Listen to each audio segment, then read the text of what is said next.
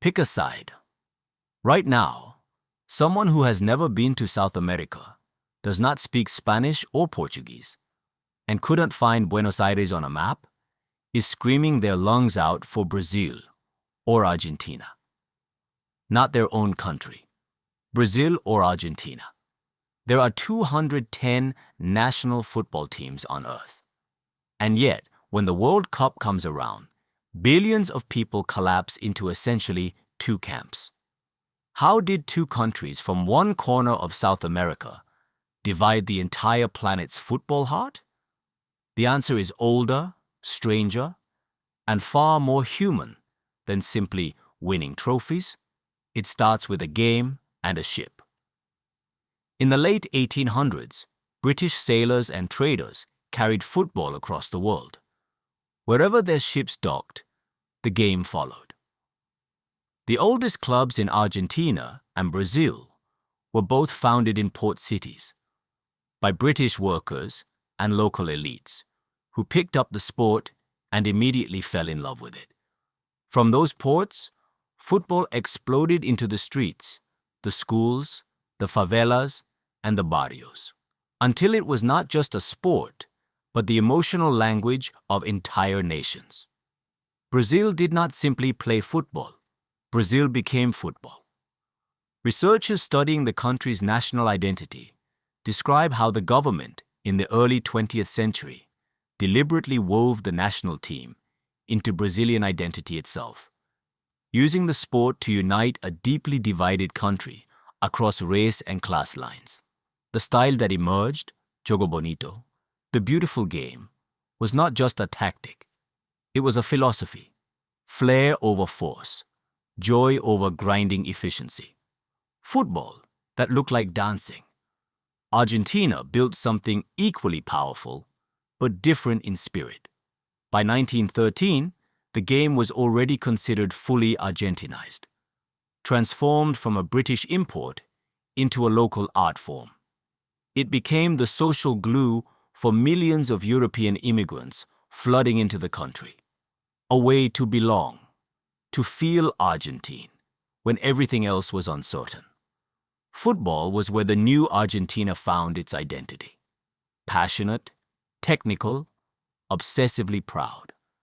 By the time the first World Cup was played in 1930, both nations had already built football cultures deeper and more emotionally charged than almost anywhere else on Earth. Then came the players.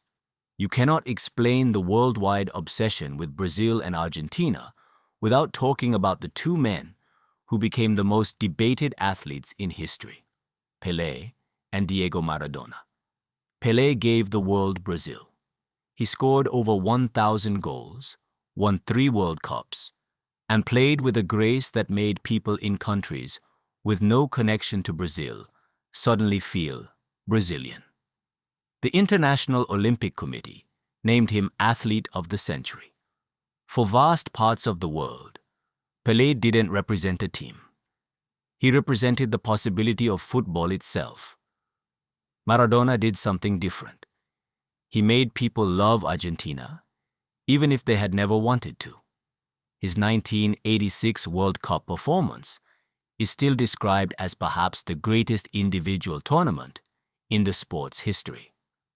He scored the goal of the century against England, a solo run past 5 defenders that left the world speechless.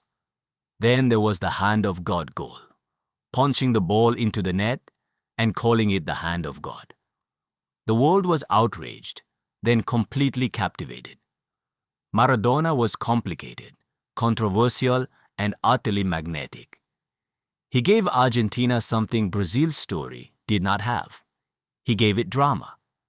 Together, Pelé and Maradona turned 2 national teams into global personalities.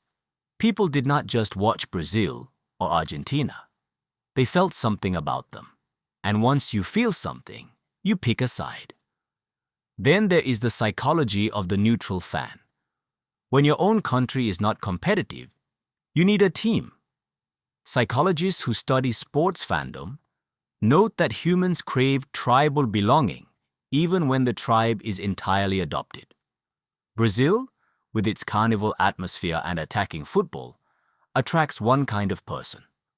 Argentina, with its intensity and almost religious relationship with the game, attracts another. Diaspora played its role too. Brazil and Argentina between them have sent millions of immigrants across the world to Japan, Italy, Spain, the Middle East, the United States. Wherever those communities landed, they brought their loyalties with them and shared them with their neighbors, their co-workers, their children's classmates. The fandom spread person to person, generation to generation, long before social media existed to accelerate it. So the next time you watch a stranger weeping because Argentina conceded in extra time, or dancing in the street because Brazil scored a beautiful third, remember what you are witnessing. Over a century of history, British sailors, immigrant communities, a philosophy called the beautiful game, two players who became mythologies, and the very human need to belong to something bigger than yourself. The world did not accidentally split into Brazil and Argentina. It was always going to.